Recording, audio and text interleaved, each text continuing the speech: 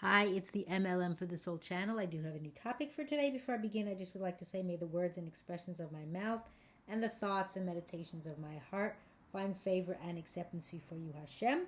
This is the continuation of the series called Personal Stories and Practical Lessons to Learn and or Apply, and this is part number 27. So to start, I'm just going to say, how amazing is Hashem? Hashem never ceases to amaze me. So this is a story with a rental site, meaning rentals for your apartment. And there's a lot of moving parts to this, so to speak. And I have everything taken down here from on the phone. So it's going to take some time to go through this. So this started, excuse me, I'm trying to think when this started. I don't have the Hebrew date, but I'll give you the Gregorian date. So it's a site. It's a site. I don't know if people know about it. I'm not going to mention the name. It's not important. I don't want to say anything bad about them. But what happened was they send you ads based on certain qualifications or things that you're looking for, and so in the past, I did get an ad once that was a little bit, I was unsure about, and it turned out to not be what it was supposed to be, so to speak, as you'd say, kosher. Because Baruch Hashem has blessed me to always have the foresight to cross-check things before I leap into it. So this was, I think, a couple of days, I think it was August the 11th or 10th, I forget when I got the email. So when I got the email, it's through a site that on the site it goes through a certain, like a rental, I forget what they call themselves, like a rental management company. They're a third-party property management software that people go on and use, and they said we don't own or manage the properties listed on the site. But the thing is, when I looked at it, first of all, based on where you live, if you know the areas that you live in, you know what prices things are going for. So it looked kind of, I was kind of unsure about it. And so I went on and I did my due diligence, as I said, and it looked too good to be true. Because when you go on the rental site, first that shows you the different properties, first I get an email about it. Then this third-party software company, whatever you want to call them, for the rental, they send you an email saying, thank you for your interest. Here is the information. They give you the address, because before I didn't get the address. They give the address, and they also give you the name of the person and the name and their email, and sometimes a phone number. So I didn't contact them. I go ahead immediately and copy the address and plug it into a Google search. And then on Google search, there are certain rental sites that are I think highly reputable as far as who they are, and on there they show that the property was not available for rent, but there's other listings from other sites that this person, this I'll say scammer because they are, it's showing on a lot of other sites for that same price that it's showing on here. So what I did. So I was like, wow. And then there was two ads like that. And the other ad, I had the same issue. The other ad's issue was actually when I cross-checked that on Google, it was still available, but at a much higher price, maybe more than double the price of what they were asking. And I saw the picture on there. What it is they have an option from this third-party site to actually, I didn't know that till I checked on their sites, where you could send them an email if there's a bad listing. So I did send that to them, and I wrote that I checked. What did I write here? That I checked on it. I wrote that I checked on it. I cross-checked this and shows that it's off market. That's for one of them. The price is definitely too good to be true. Also, and there was two of them. One was, I mentioned this was the second one because the first one also. So, and I says, I know, I do my due diligence, and I know that these are scams. And then the person from that third party sent me an email saying thank you, and this was on August 11, I believe. I think I got it on the 10th initially. This was August 11, yeah. And then they said, thank you for contacting us, and we're going to review the listing you reported and suspended the account and remove the listing pending our investigation. And they say, we're in a third party, we don't, so they tell us to be cautious. And it so happens one of them also had a lot of typos and grammatical errors. So that's also one that you could know that they're it's not a real ad that you should take care of. And then they followed up with me because they said, oh, maybe you need someone to do that. So what they said, this third party, they says we employ strategies to fight fraud on our platform, and we use automated machine, so that which is 98% accuracy, and also manual reviews that are 95%. But they say it's very difficult for most of them to pass through the fraud or the scam to pass through our platform. But sometimes they do slip in the process. Like I said, it's not 100% foolproof. That's why people like me, that I'm the one who found them, that send it to them. So they appreciate that. And then the other one too, they followed up with me also to tell me, that thank you for sending that in. That was one of them got followed up on August 12th to say the same thing, that we're, thank you for bringing it to our attention, and we've stopped that. And then what I did was, there's more to the story, so that's from them. So from the original site where they posted it, I figured, wow, I've got to contact them. So usually on their site, you can actually go in and report a suspicious ad, as a scam, and you send them, and then they email you back. And, I was thinking, oh, wow, I'm going to have to go through all this. I really didn't want to. I thought maybe if I call them, but the thing is, the home office is in the UK. So based on my time and their time, it's a big difference. As far as it's like an 8-hour difference. So I tried calling them on, let's see, August 11. It was 12:57 my time, but they would already be closed in the UK. So I figured, and then so the time when I would actually be able to call them would be like 1 o'clock in the morning, which would be 9 o'clock by them. Right, 8-hour difference, right? So I figured, let me call them. I had a number, even though it's the UK, they have like a toll-free number to call. So I actually spoke with a nice lady. I don't remember her name now. It has an interesting name, and told her the situation and explained to her all the details, what's going on, and that I've had this before, and there's 2 ads like this. So I was on the phone for almost 15 minutes, about 1:03 a.m. on the Tuesday, August 12th. So I explained that to her, but she says, the best thing for you to do is to send an email to the site moderator and let them know. So I was going to just go on. I could have gone on the website and sent it in, but I figured, I'm going to just forward. So what I did was I forwarded all the things that I got from this third party, the one that works with these works with the rentals, like to as whatever you want to call it, the third party. What did I say? They do the third party, the management software. They're the management, which places them on, as far as if someone wants to rent, you go through them, but it's on a different site that shares the rentals. So I forwarded to the moderator of the site all the things that I got from this third party management, so I went ahead and did all that. So that, that was taking some time to send each thing, because then for one of them I actually got the info. They actually sent me the info of a person with their phone number, who is supposedly the landlord. Again, it was a scam and fraud.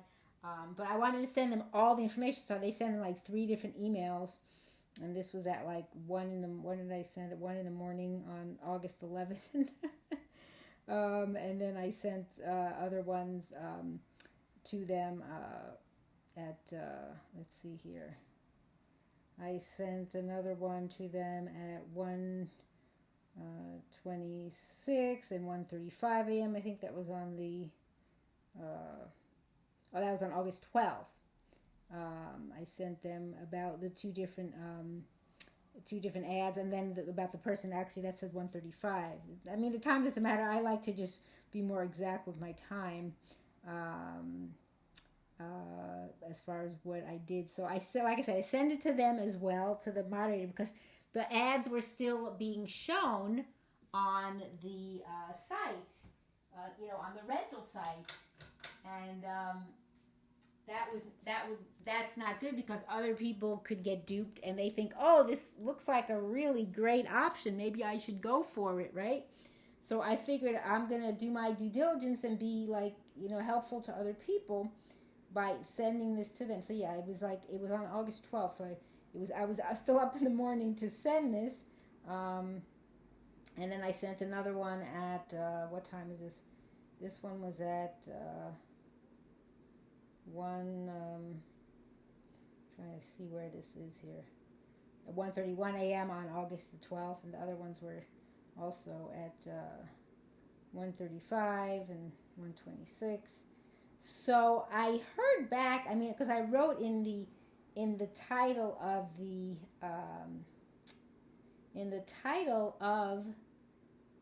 the email. So maybe it stuck out, because they says it could take up to 20. Like when I sent them, I got an automatic notice that let's see. It says here, thank you for contacting us.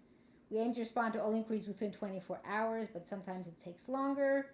And if you have more information, so they sent me a automatic response at 1:26, 1:31, 1:35, because there was 3 different emails. So that was on August the 12th, right, of 25 at one of those times. But maybe because I titled it,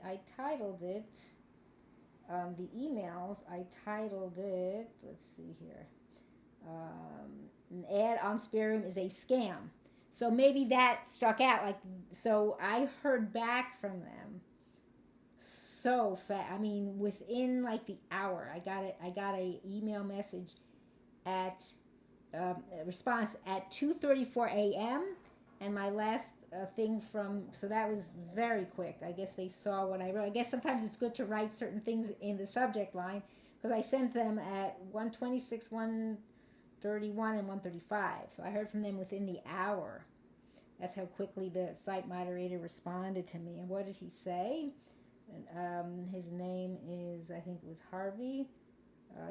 His name is Harvey. So he said, August 12th. So he said, thank you for bringing these advertisements adverts to our attention. Upon further investigation, we do have concerns with the 2 advertisements you've reported. So he responded to one of the emails. He didn't respond to all 3. And he says, please be assured we've deleted them from the website, and we'll also discuss this with that third-party management. Thank you so much for taking the time to bring these to our attention. If you notice anything else or have any questions, please let me know. So, so that was really fast. I was very happy to hear that. And then I went back on this rental site, and I looked for them, because I had them as saved contacts, because I had already been in touch with the third-party management about them.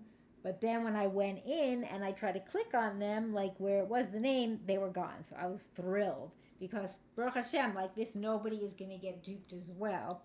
I did follow up with him. I didn't hear back. I followed up with him August 12th at 3:05 p.m. my time, as a courtesy. It's a site where you can, have place ads to for free, but you also could pay to get an upgrade. So I asked him if he would give me as a courtesy a short-term upgrade. I haven't heard back yet, so if I do hear back, I'll just put the note in the actual underneath the video in the description, because I won't be redoing the because I just said, based on my experiences of already having 3 ads that have somehow missed their filters, and especially from the management company, and were posted. And so I figured, why not ask? If you don't ask, then chances are you're not going to get anything. But I figured, just because I had to deal with all this, but people don't realize how rampant these scams are. So I highly suggest, if you are a person who is going to be renting or looking for something, you cross-check everything, as far as getting an address, or even if they don't have an address in the like site where you're looking for the rentals. Most places do if they're legitimate, or you call somebody and they give you an address. Make sure you go and check it in like a search engine. Go and check that address and what they say. And they always say, be so careful. Don't don't wire money, and don't. I mean, they mention all these things from this third party emails. They say be cautious of property managers who have an excuse not to meet you in person, or not give you a phone number, or ask for payment upfront prior to seeing the property, or sending money to a location that's not local, or making a payment to an account. All these things they say do not do. If the property seems too good to be true, it probably is like the ones that I saw, that the prices were totally, not in the frame of reference for where I live and what I know the prices are. It says if there's errors, like I found grammatical and typo errors. They also say physically see the property before sending any money, and speak to the landlord before applying and paying the rental fee, meaning you shouldn't pay anything, and never ever wire transfer money. This is surely a scam. So those are things to be aware of, and unfortunately people do get caught up in scams too, or like they say, these Ponzi schemes or different things that you have to be careful. Baruch Hashem, there must be also a reason if you have to go through those things. You have to say thank you, Hashem, too, because there's a meaning and a purpose. I guess that's saving you from something much worse. Better to lose money than chas v'shalom to lose your life. They say like blood is money, right? Like you're paying up by losing that. But if you can avoid it, or for the future, you be more cautious and think first. Like you always take a moment and don't just jump into something if you're unsure. So Baruch Hashem, I had the foresight to always do that. I'm not saying I'm perfect, or I haven't gone through other things where I've been taken for a ride, but there was a purpose for that too. So you have to always say Gam Zulatova as well. Even if it seems bad, it really isn't, because Hashem doesn't do anything bad. So we have to learn our lesson, and and the fact that you can help someone else not have to go through that, that's also a big thing. And that's also like you're doing something good. That's a chesed too. So by doing that as well, I'm helping other people, that won't have to go through that. So, not to think, I'm just going to forget about it and not, mention to the company or call the company or let them know that there's a problem here. And unfortunately, it's going on more now than ever. And it's been happening for a while, but it's gotten worse. So they seem to be infiltrating more and more into more like legitimate sites, not that I don't know if there's any illegitimate, so to speak, sites for rentals, but they seem to be infiltrating in more, and they sneak in. Sometimes they don't catch them, and because nothing's perfect. So like this company said, they have like a 95 to 98% between their human checkers or reviewers, the management company, and the the online stuff. So things can still actually go through, and I've already had 3 on this site. So that shows you that there's issues that do come up. But I'm glad to help. I think it's great to to take the time to do that, because if you're going to help somebody else, you'll get the help in return, right? Like they say, pay it forward. So Baruch Hashem, I'm not saying I need help, but it's like it's always a good thing to do good. You never lose by doing the right thing.